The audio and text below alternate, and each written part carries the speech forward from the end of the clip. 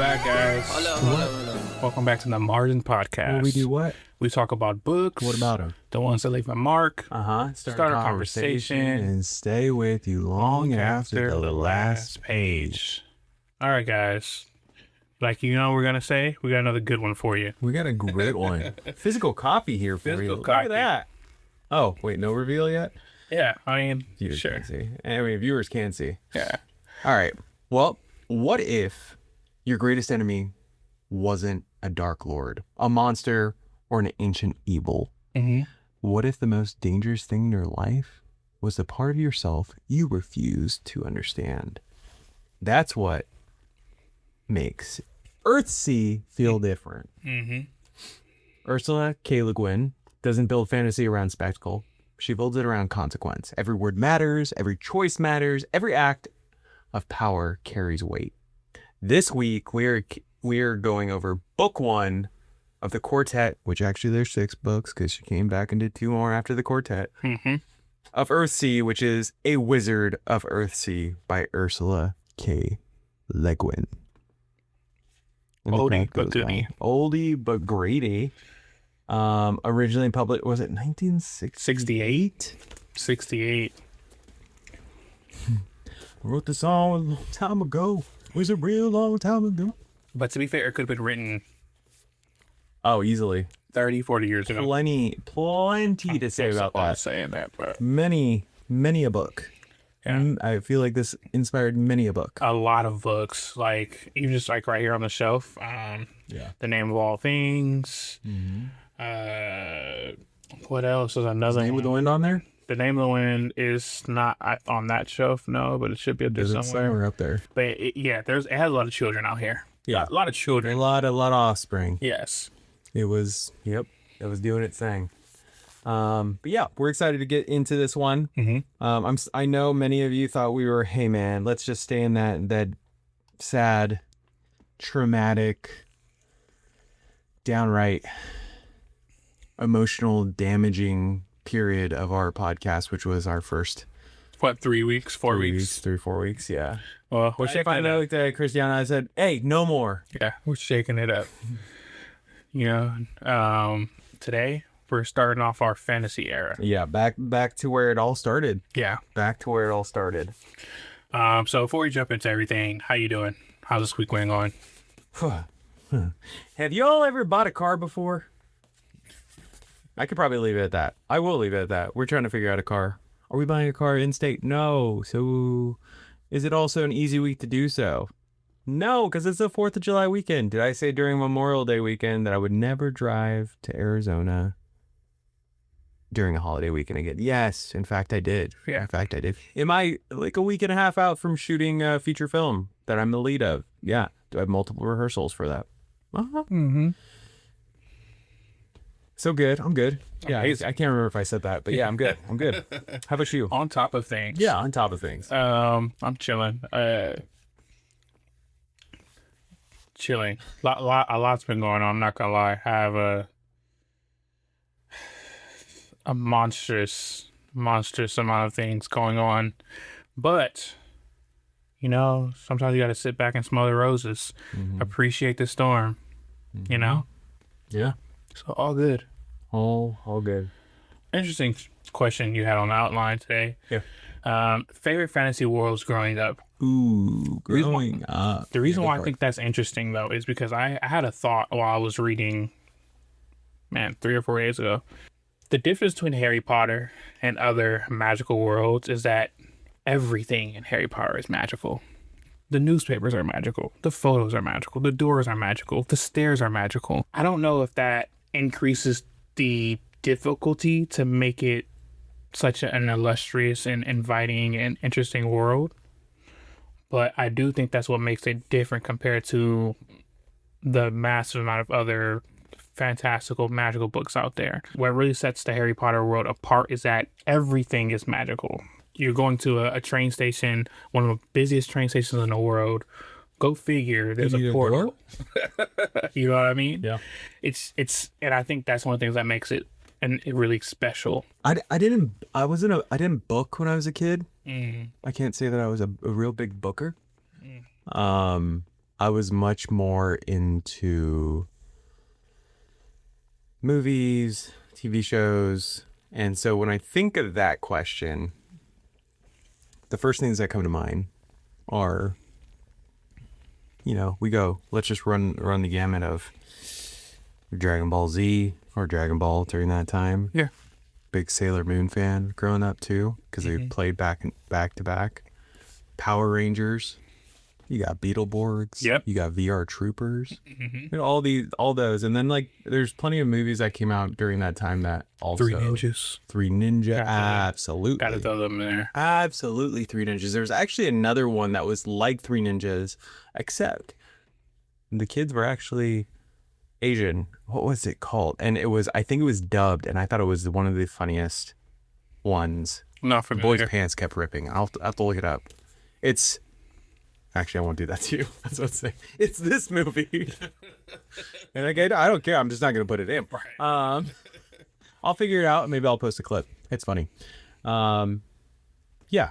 And then Buffy, Angel, all those, the CW shows. Yeah, for sure. CW has some good shows. Yeah, I wish it was as great of an answer as you gave about Harry Potter, but I just wasn't, like I said, I didn't book hard when I was a kid. I mean, guys, you gave some good ones. It doesn't have to be bookish. No, I failed. And I had been stewing on that for 3-4 days. With that said, should we go ahead and jump into the bulletin? Let's jump into the bulletin. All right. Bulletin. Oh, my bulletin. Margins Bulletin, your favorite segment. This week, at number 1, we have the self-published novel that broke publishing rules. As you know, especially in this day and age, we've talked about many a time. Penguin Random House, Schuster, any of these big boys. Name a big publisher. Yeah, Fox Books. If you know, you know. Anyway, Alan Levi's Theo of Golden has become one of the biggest underdog publishing stories of the year. Originally self-published with a fanfare, the novel exploded through word of mouth, bookstores, and the book clubs before landing a major publishing deal. What makes the story compelling is how much it pushes back against modern publishing assumptions. So a lot of it was word of mouth, like just going on TikTok, you throw in either his name, the book's name, Theo of Golden, and it's not that everyone loves it. It has a huge cult following. I feel like it was I don't know who his team was, but there's a certain point in time last year where every time I was looking for a new book to read, it was right there. It was fucking there. Mm-hmm. It was right there. There's little Michael. I'll be there. I'll be there. Yeah. It doesn't have like this magnificent cover that draws me to it or anything. It's just a feather. A feather. It's memorable. Mm-hmm. Like I remember it for sure. I wonder what the catalyst was, because you're right on the minimalist cover. I feel like is what wins the day a lot of the times, but it has to be matched with a great story, because we've seen plenty of covers and vice versa where it's just like one doesn't match the other. Mm-hmm. I can't speak on it, and you haven't read it either, right? Nope. It's on my TBR. Which is infinite. which column? Infinite. Yeah, I'm gonna add it to my list. But yeah, that was one of the compelling stories. What's the prompt that we have with that one? Let's go. Does this prove readers still decide what wins more than publishers do?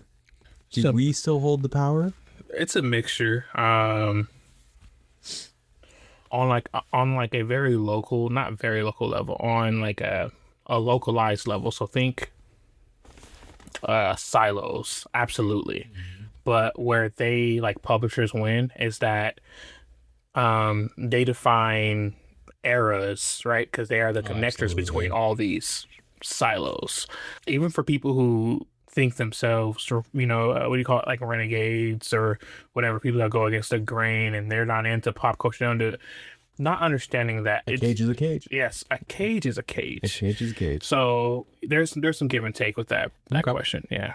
I thought you'd enjoyed this one. Barnes and Noble's quiet comeback.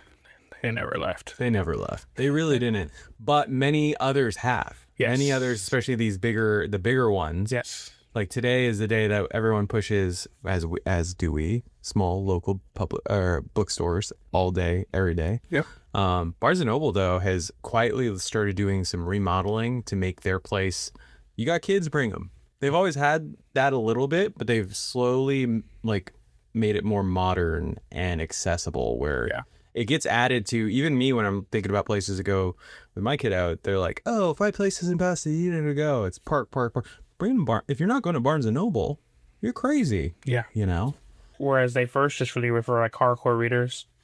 Come in, get what you're, the book you're looking for, and get out. Starbucks combined with them and stuff like that, which created an environment. But then it wasn't Starbucks. Yeah, then it wasn't Starbucks. It was just it was like Starbucks. Yeah. Because for the longest time I was like, oh yeah, I'll just go in there. And during that era, I was like, get my caramel frappuccino. I do not drink that anymore, just to clarify.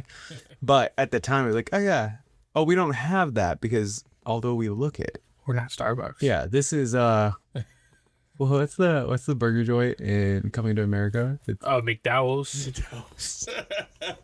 Golden Arches. Yeah. But no, so I think that they had to adjust to change with the times. Yeah. Very smart of them. Pivot. And my kids love going to Barnes and Nobles. So which one's your favorite? You said, I know you have a favorite one. You said a nice one. Calabasas is nice. But that's not, Americana is nice. I want to say it was Calabasas that you always reference. Calabasas is cool. I'm not sure. I'm not sure if I like it more than the Americana one though.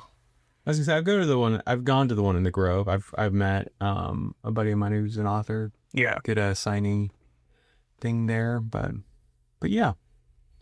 Why are physical bookstores thriving again in a digital world? I feel like it has a lot to do with we just posted a clip today, so you guys have probably liked it a million times by now. Mm-hmm. We're viral. Hey, was that from the doctor? Or but books have always been collectible. We know that. Mm-hmm. They are worth a pretty penny for the older ones. But now what's happening is it's not that it's a first edition. It's that it's a special edition. It's a deluxe edition. It's art. It's art. Right? Exactly. Not even gonna open it. No. Especially we said it again, not to beat a dead horse, but Jordans, Pokemon cards. Yep. All of the above. It is now, we aren't waiting for it to become a thing of the past, so it's a collectible. We're going to have a release date. It's only going to be X amount of things. Yep. This hat that I have on, Haley Williams Till I Die, she was only doing X amount of hats per show. Yeah, smart. So I can't remember what the number is, but then you could not get a hat in that city, and they aren't doing tour merch after. So you either have it or you don't. Yeah. And that's what, supply and demand. Supply and demand. One of my favorite hats came from Joey Badass. No. That was also a great hat, Before the Money. Oh my gosh, that was a great hat and a great tour and a great album. Oh, if you guys didn't get to see him live for that album, it was crazy. I'm never going to get this fucking hat back because my son destroyed it, or it's on my daughter. I was wondering where you're about to, if it was a tour. Or... Yeah, no, my kids did it in, and it was a 101. But on to the next. Yeah. More authors are quietly building smaller, stronger communities. Mm-hmm. A growing number of authors are stepping away from algorithm-heavy platforms and moving toward newsletters, Substack, Patreon, Discord, and private reader communities. We talked about this a bit last week. We did. Specifically that was more so about them leaving Twitter. What I wanted to emphasize is that they're building through Patreon. We talked about Dinneman and what he's been doing, but it's now, I think people are seeing people like Dinneman, people like Pierce, and they're trying to start that earlier and earlier. Yeah. Basically interact more with their listeners, their readers. Yeah. To start that community young. A lot of the clients that I work with in marketing, one of the first things I tell them, because a lot of them want visibility, I say your goal is to find your audience. Mm-hmm. You don't have to compete with the number one company in your industry. And, more often than not, you probably won't compete, especially not immediately. Find your audience. There's an audience for everybody. And spend most of your time and effort doing that, and you'll be fine. Don't go for the masses. Because you try to spread yourself too thin. Spread yourself too thin. And the message is diluted. Happy. Yeah, absolutely. We're still figuring that out, guys. We're still figuring that out. Would you rather build a huge audience or a deeply loyal one? Deeply loyal. Yeah, loyalty over huge. But how big is this audience? Are we talking I know. Because I mean, speed? bills. Actual speed?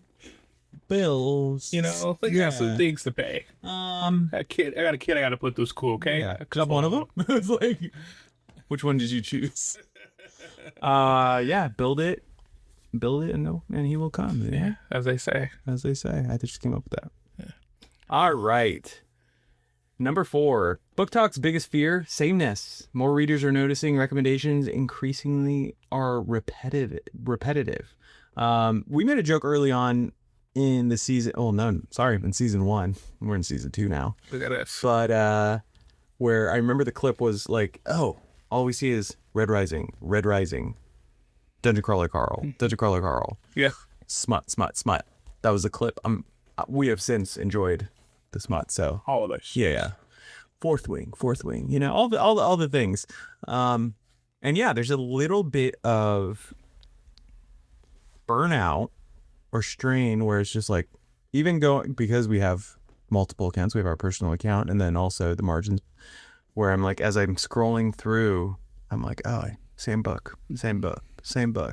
And you've called me out on it before, where I'm like, oh, maybe we should cover this book. And it's like, oh, well, it's not that everyone else is covering, because everyone has, you have something to share about it. Mm-hmm. But again, it's not about chasing the masses. No. Not about chasing the masses. Gotta mix up your own recipe here. Yeah. Is social media expanding taste or narrowing it? Once again, doing double duty. Double duty. It's pulling double duty here. Mm-hmm. Have I found great ones through social media? Absolutely. Yeah. But if you're looking at the La Creme de crop, right? Whatever rises to the top. Crème de la crème. Whatever rises to the top, that's usually going to be the same. Yeah. And that's across whatever brand, whatever industry. We push the 1% to the top. Final one.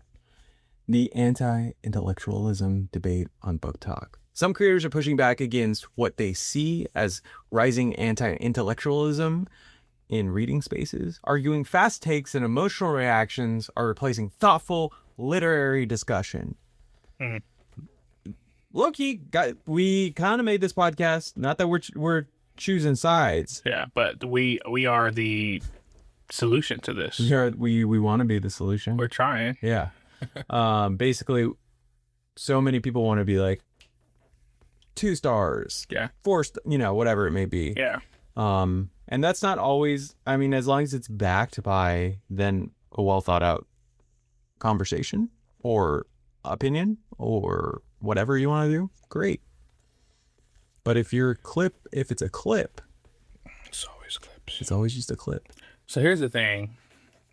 I won't lie. Originally, this was your idea, because I didn't really have put a lot of forethought into this specific part of it.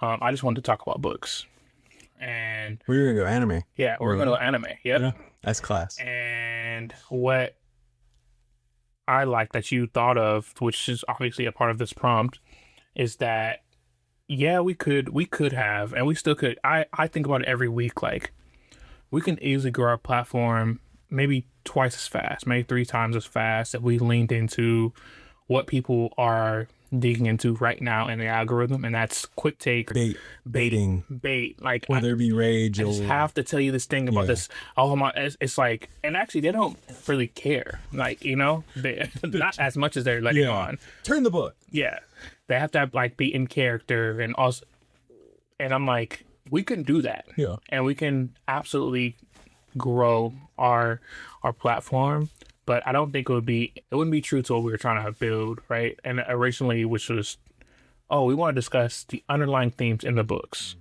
talk about all the stuff, find the things that we care to talk about, and have these long form discussions to, break out with not just each other, but our listeners, authors, publishers, editors, etc. There's a gym there. I'm not sure if it's like our time right now, right? Mm-hmm. But I do think that we will get our win in the long run, because we're doing something that, although it is definitely against the grain of like social media, especially right now, 30 second or less, elevator pitch Yeah. kind of society. There's still a need and a want for what we do. I think the other way to piggyback on that it helps is that we've had guests or author guests on, and they could easily watch an episode or watch other authors that have been on, and they don't have to think, or they don't have to worry for a moment that there's like a gotcha. Right. Or that we're not, we're sincerely interested in the book that we're asking them to talk about. Right. And so I think you put up more walls when you do these quick takes, and you could possibly lose opportunities and gain people that you probably might not want to have as followers. Yeah. Be a whole glurp situation. You have all these, sheep. Sometimes the slow grind is the way to go. Mm-hmm. Alrighty. That was our bulletin, guys. Bulletin. That was the bulletin. You put Animorphs in a bulletin? No. Huh. Oh, when I said, here's a prequel to it? Yeah. I was saying that I didn't have it on there. That let's just throw one in there. Gotcha. Yeah. All right, let's get into the micro synopsis for this bad boy. Earthsea, a wizard of Earthsea. All right, a wizard of Earthsea follows Ged, a gifted boy born with extraordinary natural power. From an early age, his talent sets him apart. But so does his pride, ambition, and hunger to prove himself. Doesn't it for all of us? Mm-hmm. After saving his village using raw magic, Ged is taken under the guidance of Ojian, a powerful wizard who values silence, patience, and restraint over spectacle. But Ged's ambition pushes him toward greater power and recognition. At wizard school, pride and recklessness leads him to unleash something dark, something that begins to hunt him across Earthsea. What begins as a coming-of-age fantasy slowly reveals itself to be something much deeper. A story about power, fear, identity, balance, and a lifelong task of confronting yourself. As we said before, so many hints, so many sprinkles, so many excerpts of this you could take and be like, oh, this is where quote came from. Mm-hmm. Or this is where hearing about the towers, which I know, long before Ursula, there's always, I was thinking about that reading. There's always a tower. Yeah. There's always a magic school. We love our academia. Mm-hmm. It's always a great place. But in 68? I know. It's true. That's pretty early for that. Pretty early. It's pretty early for that. There's always a Jasper. Yeah. There's always someone just chapping your ass at school. Yeah. Harry Potter reference, but who's Jasper? Draco. Yeah, of course. Absolutely. Okay. And then Veg, Ron. Yep. No Hermione. Ursula, I thought you were a little bit more ahead of your time on that one, but hey. Yeah, you have a mouthful. You have a Ron for sure. Yeah, absolutely. What I like about the story is that it's very obvious in terms of like the lesson that you're going to learn from this book, like very, very quickly. Mm-hmm. And when he was younger, it was, trying to know too much too soon without the ability to control or understand the repercussions. Yeah. And this planted a seed in him that he never really got over, but it seemed like he was going to do well in terms of like, controlling it and being, I guess, more responsible about it. But no, even because like time passes, right? So the time between the things that happen in his village when the book first starts versus when he's about to graduate or whatever, or when the shadow thing happens, whatever, all that happens. I think like some years pass between. That's actually, yeah. I was wanting to map that out. I didn't get to before we did this, but yeah, it's a range. Mm-hmm. He's definitely older, wiser, but he still runs into the same fatal mistake that he had when he was younger. Just now he's older, so it's a bigger fucking mistake. But anyways, we can get into that later. I don't want to spoil too much or anything really yet. All right, a little bit of the spotlight. Ursula K. Le Guin is one of the most influential writers in fantasy and science fiction history. She helped redefine what fantasy could be, not through bigger battles or louder spectacle, but through philosophy, psychology, and deeply human storytelling. Her influence can be felt across generations of writers, as we just got done saying. And then I did say this at the top, but originally this was a quartet. We have a wizard Earthsea, the tombs of Atun, The Farthest Shore and Tehanui. And then she later returned and expanded the series to 6 books and came back with Tales from Earthsea and The Other Wind. So, hey, long before Pierce was doing this whole, hey, I got a little bit more. Yeah. Ursula was on that. I got more. Say trilogy, say double that. Yeah.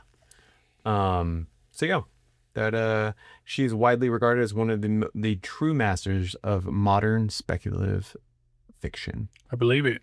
She was someone that Nicholas Binge said that heavily influenced him. Very true. How long ago did you first read this? It's been years? It's been 2 years. About 2 years? Yeah. So I read it this week. And knowing it was older, I was like, okay, we're doing like Lord of the Rings type, high level, high fantasy. No. Even just like verbiage and everything. I was like, where are we at? I felt like it was, like I said, very much right in the same vein. Name of the Wind. At a slower pace. I feel like for me, it wasn't so like dragged out like how I felt with Wheel of Time. I love Wheel of Time. I'll preface it with that, but that does drag. Yeah, because there's so much many more books. Yeah, it's a deeper, it's such a bigger world. Yeah. Yeah, but I mean, also I'm not all the way into Earthsea. Yeah. Also, did you know that there was more than one book? All right. So when I first read the book, I had heard about it, whatever. And then I don't know where I even got the book from. This is his copy. And so I read it, and then I was like, oh, that was cool. It didn't like blow my mind, but it was cool. It was great. It was a good story. I like fantasy. I read a lot of books, guys, so I wasn't like over the moon about it. And one of the things I recognized, like, it was kind of slow. I feel like there's so much left in the world. There's so much left to solve, and that stuck with me. And I just never went back to the book. I never went back to the series. Go to Google. Never did to Google. Nothing. Never looked at like, I don't know, the back of the book that shows the next. I'm not that guy. I'm not that guy. He's not him. So when I get a book, I look at the cover. I'm like, oh, that's interesting. I read the first page. Yeah. Oh, that's interesting. And if I can get past the cover and the first page, I'm there. Yeah. But hey, guys, if it's on the back and it shows all the other books, good luck. You get the hell out of here. I was talking to you, and you're like, "Oh yeah, there's more books." It has to be more books. To finish it, it'd be like, I wonder whatever happened to them. I already get FOMO when a book does end, or like a series does end, and I'm like, what happened to them? And to know that there would be more, and I just didn't know about it. Oh. I feel like I was maybe in the middle of reading like a really big series or something. Because sometimes when are you not? But sometimes you're just going. Yeah. You ever did like a marathon or something, and at the end, it's like your eyes are glazed over. It's things that should be loud or not. It's you're literally in, I don't know what to call it, but everything is just you're in a different plane. Yeah. The only thing that I'm like-minded or did something like you, using the word mind feels like the wrong choice at this point, because it also befell me, was I went with my sister. She actually brought me on her date with a third wheel? Yeah, as a third wheel. She was really trying to send the message to the guy that she was not interested. But I went, and she's like, we're gonna go see Lord of the Rings. Do you want to go see it? I was like, yeah, I've heard great things about it. So we went, and that first movie ended, and they're, climbing up through the mountainside, and then the credits roll, and I said, what the hell? I had no idea that I didn't know there was multiple books. Right. I didn't know at that time that there's going to be multiple movies. I was just like, how does it end here? What if I, in that same day, didn't even ask? I was just like, man, that movie was really good, but I really wish I would have known what happened to that ring. Yeah. And it's almost like, well, I got a story to tell you. Dude, what if I told you there's going to be many, many more? I think it's a better way to live like that. Ignorance is bliss, my guy. Ignorance is bliss. Stop getting ahead of yourself. Yeah. All right, let's get to our bread and butter. 5 hard questions. I do love bread and butter. That is wildly good. Best. It's good. Yeah. It's great. It's melted. It has to be not melted, but enough to where you spread it, spreads nice and even. Just enough. Oh, absolutely. Room temperature. Absolutely. All right, now I'm hungry. 5 hard questions. Mm-hmm. Question number 1. Early in Ged's journey, Ogion teaches him something that runs against almost every instinct of youth and ambition. He teaches restraint, patience, stillness, and he understands that the power without wisdom often becomes dangerous. Ged wants to move fast, prove himself, and become powerful. Why is patience so often the hardest to embrace when you're young, talented, and eager to prove yourself? The answer's in the question. It is. Eager to prove yourself. Mm-hmm. You know, I think everyone has to go through this, whether you come from a large family, small family, big town, small town.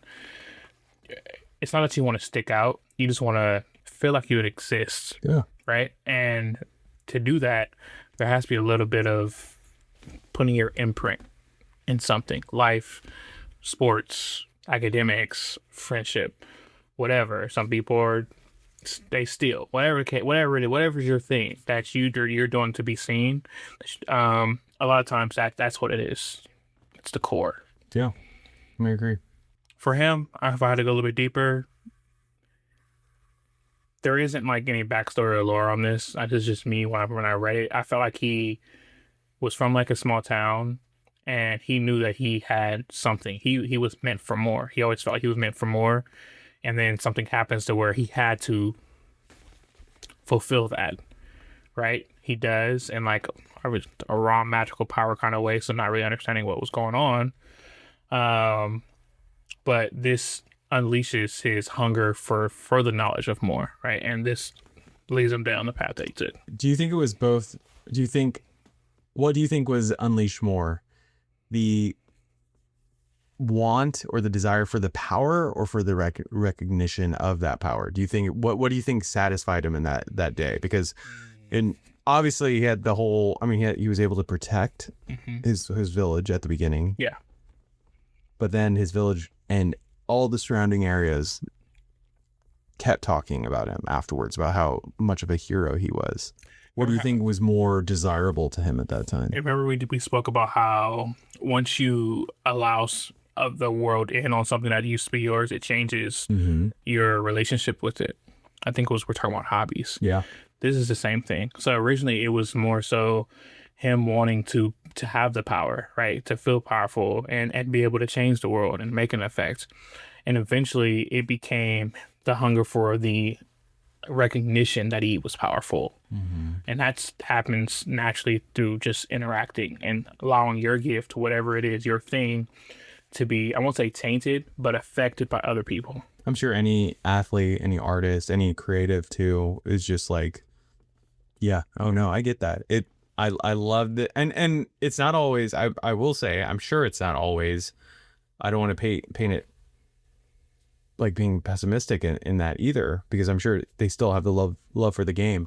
But yeah, you kind of lose a bit of ownership on that. And then in place of need, want, it's almost like you're chasing expectation or being pushed by expectation opposed to chasing something great. So I can totally see like the battle that he had, and ultimately how Ged kind of gets over this is he has to, no pun intended, battle his own demons. Yeah, right. Absolutely. So I guess there's always a little bit of that for everyone in real life, right?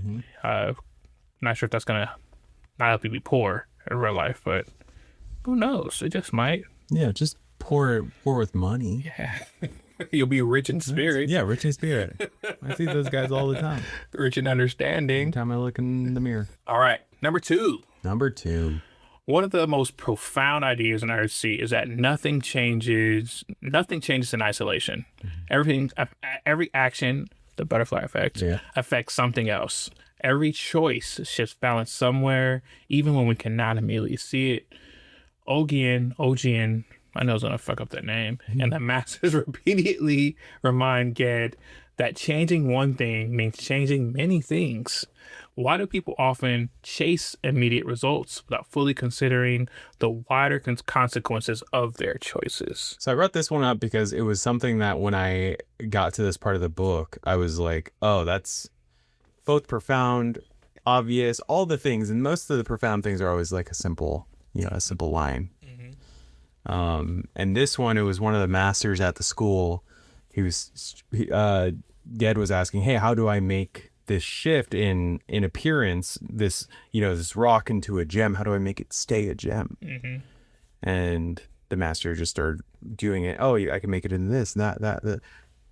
You shouldn't know how to do that. And you shouldn't do that until you know how it's going to affect everything around it.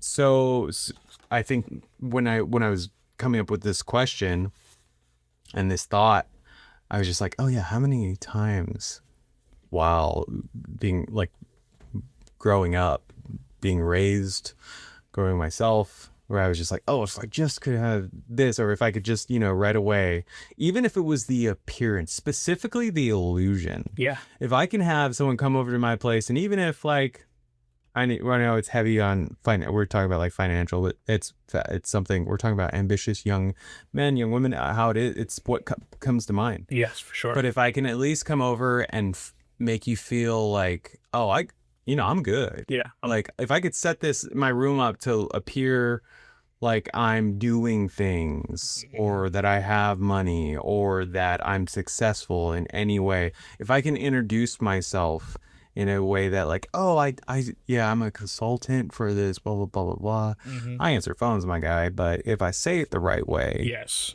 I could it gives the illusion. Yeah, exactly. Yeah. So yeah, I think being seen in any way, kind of like what Ged was going through, what we were talking about in the first question, it's nice to be seen, and it kind of touches on what we talked about last week about belonging as well. It's like, oh, hey, well, I'm willing to sell myself a little short in the long run. Yeah.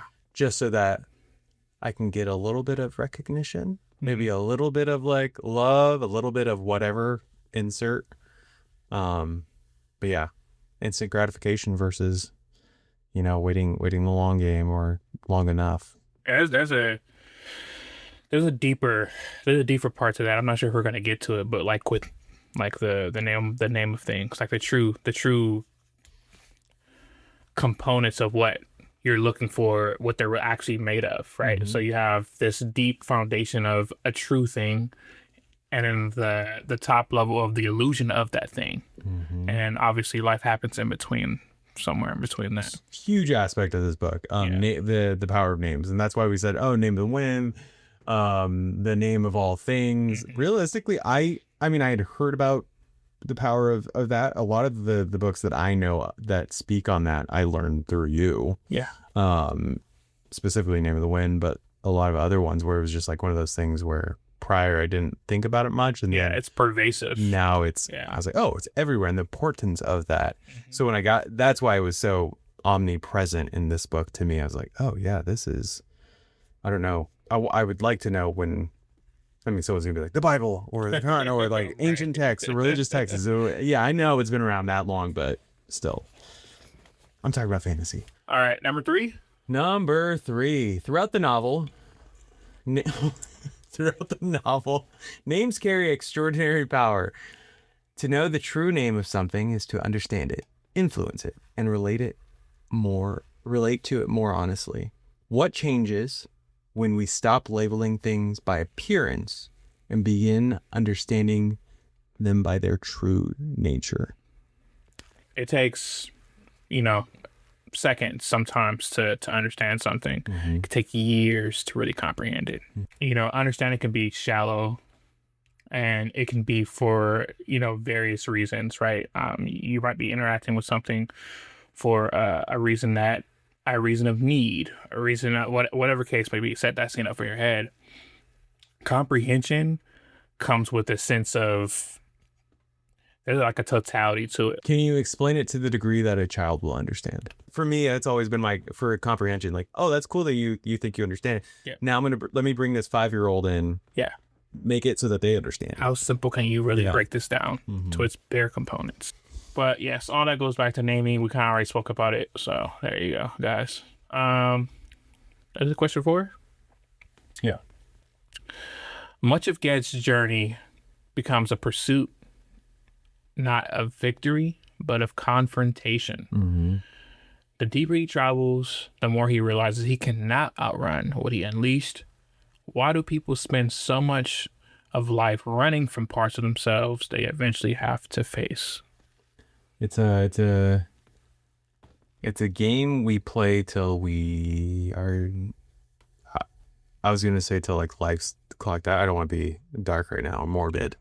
I also was on the verge of trying to sound philosophical, which I'm not trying, guys. I promise. It's like yeah. I just think that there's so much that this book has already said. We've said multiple times, but the ambition, the pride, everything that we do when we're young, we get these thoughts in our head that it's like these are foundational until much later in life. You're like, or depending on who you are and how fast you mature or you experience life, you're like, oh, I can rethink this. I don't have to go buy this. Like Right. this doesn't have to be foundational. I can remove this and I can have a different thought. For sure. But that takes a lot of self-reflection, takes a lot of patience and vulnerability, because I think one of the most powerful things you can say is like, I don't know. Yes. It's And being comfortable with that. not knowing. That is something that I struggle with, and I try to be okay with. Even saying it right now, like even say, you could tell the uncomfortability there, but being able to say, "Oh, I don't understand something," especially after someone takes the time to explain something to you, and if they do you get it? Yeah, absolutely. Yeah, for They're sure. gonna give the back of it. I'll just look it up later. Yeah. You know, that is something I to this day struggle with. Yeah. Which I think has a lot to do with how you want people to perceive you. Yep. Right? Which is something we talked Not dumb. about I'm not earlier. dumb. I promise I'm not dumb. Yeah. I agree. I agree with everything you said, for sure. You have to mature into it. And even still, after you mature into it, there's still going to take constant thought, constant effort, and eventually you will have to confront pieces of yourself. So, You also have to make space and be mature enough and open enough to allow someone to say that to you. yeah, for sure. You know, not to, oh, this is where I can one up them, or this is where I can really capitalize on how much I know. Yeah. Because if you don't make that space, then one of the sayings, I can't remember when I heard it, and I'm sure I've said it on the podcast before, but someone told me once, I'd rather be dumb for a second than like an idiot for the rest of my life. So I'd rather ask you a question about something I don't know and find out the answer now and have it instead of saying, yeah, I got it, and then make that same mistake over and over. Yeah. That's facts. And that's something I try to live by. Last question. Line it up. One of the most profound truths in Earthsea is that wholeness comes not from destroying darkness, but from acknowledging it as a part of yourself. Is maturity less about becoming purely good and more about learning to integrate every part of who you are? So one thing I want to say about this question and the last question, is to give a little bit of context. So Ged, he's a brilliant guy. He goes to basically an academy where there's other billion people, and so it does become a battle for him to show how brilliant he is, right? Then you have a Jasper, Malfoy, whatever that person takes place for you in your mind. Ambrose, right? And basically antagonizes him to the point to where he starts meddling with things he just should not have, right? Everyone's basically told him not to. It's great that you're so smart that you can, but that doesn't mean you should, you know?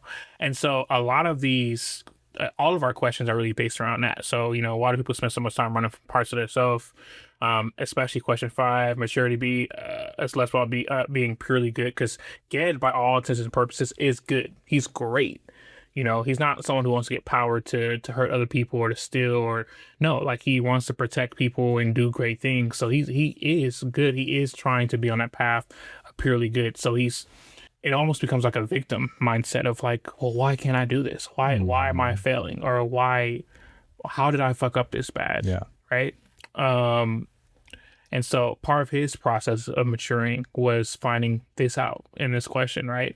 It's definitely less about being purely good and learning to integrate understand all the pieces of who you are, Mm-hmm. and then integrate that into yourself, and because then you're able to manage it more, knowing that like, oh well, I'm great here, but not so great here. I don't know as much here, so I'm prone to make mistakes. Mm-hmm. So that's huge message in the book. Yeah. Use it to your benefit. Yeah. Your weakness to your benefit. Mm-hmm.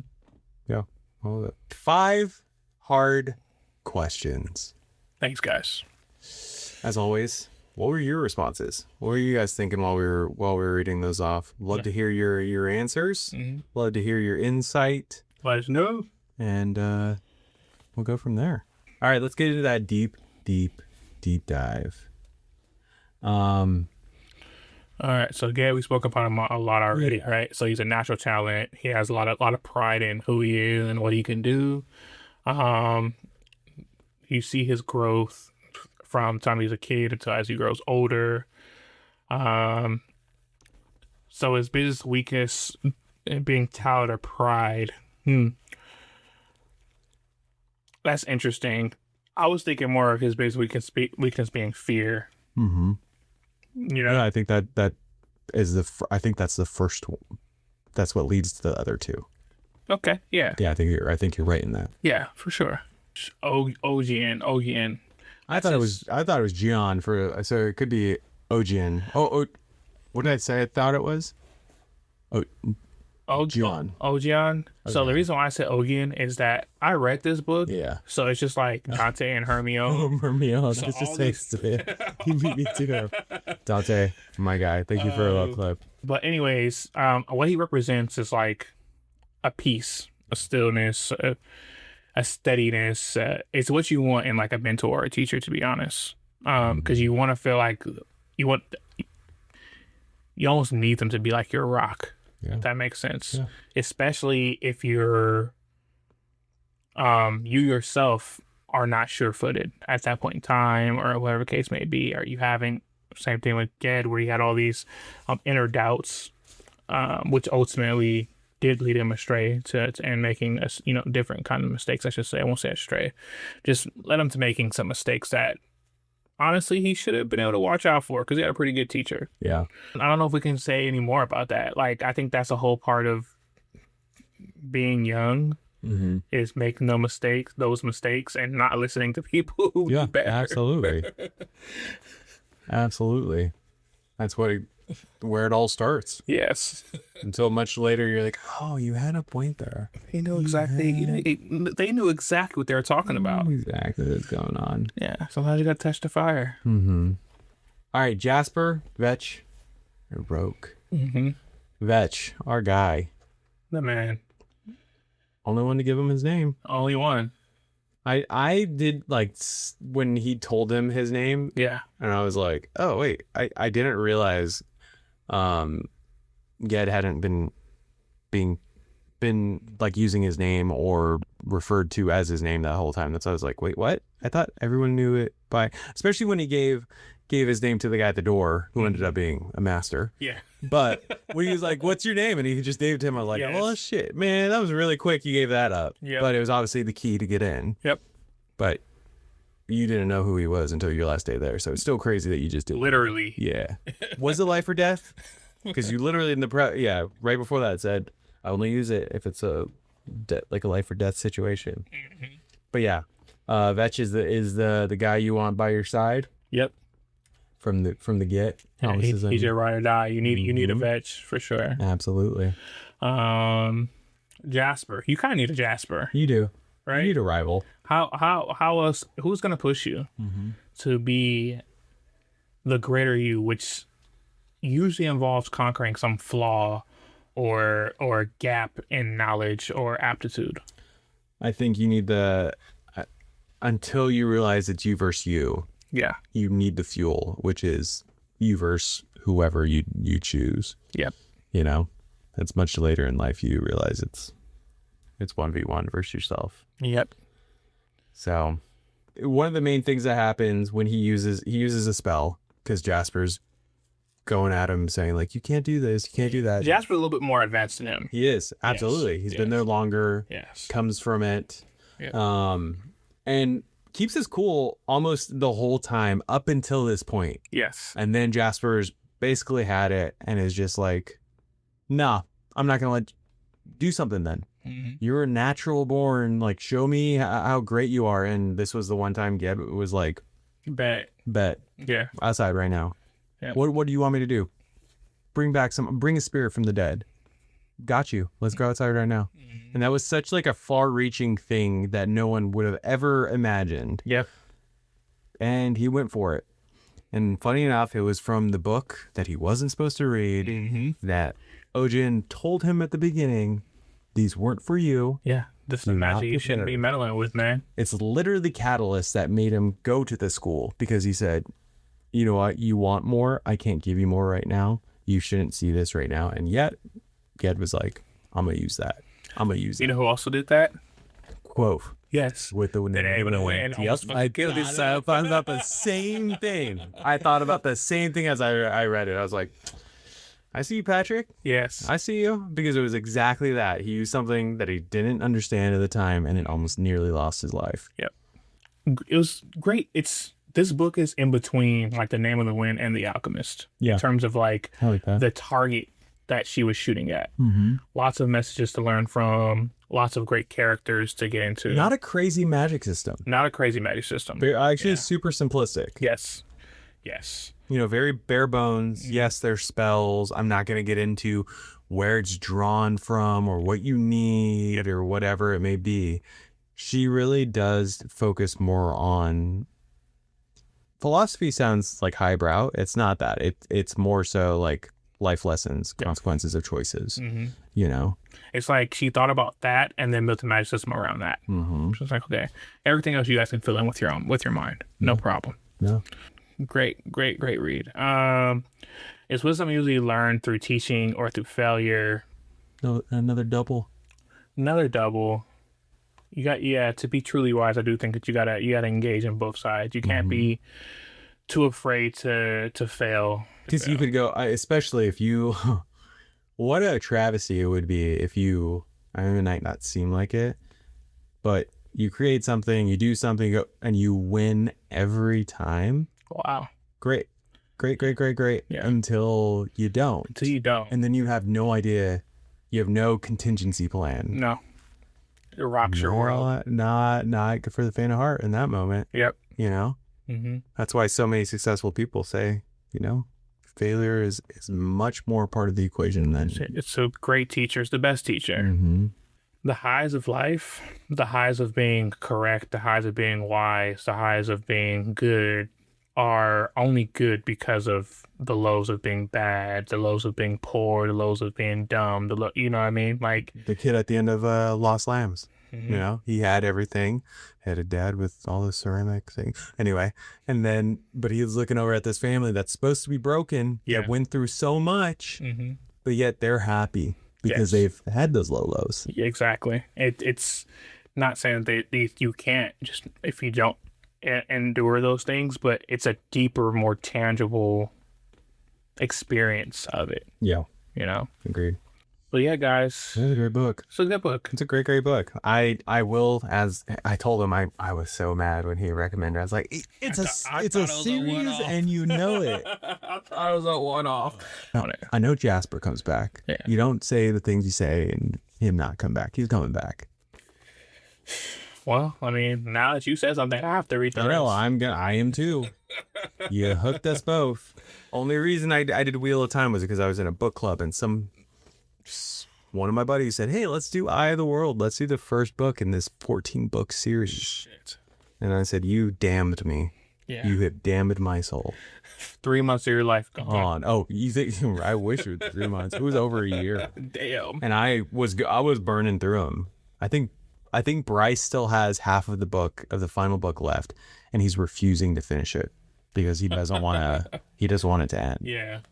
Yeah, I wanted to follow up with him and see if he's done. See if he's finally finished it. It's been over a year and a half since he was reading it. So anyway, guys, if you haven't gotten this hot new release from 1968, go get it. There might be a deluxe cover. If there isn't, find it at the Margins Publishing. Exactly.